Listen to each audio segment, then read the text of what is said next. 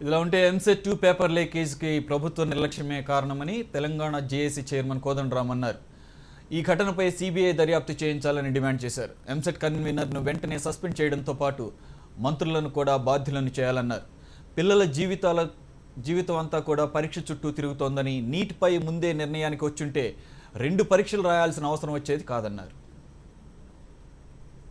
ఈ paper leakage తర్వాత vice ఛాన్సలర్ల నియామకాలను రద్దు చేస్తూ కోర్టు ఇచ్చినటువంటి తీర్పు నిజంగా చాలా ఒక విద్యార్థుల్లో కానీ మొత్తంగా ఒక విద్యా రంగంతో సంబంధం ఉన్నటువంటి వాళ్ళలో కానీ ఒక తీవ్రమైనటువంటి మనోవేదనకు దారితీసింది అనేది మేము ప్రధానంగా చెప్పదలిచినాం.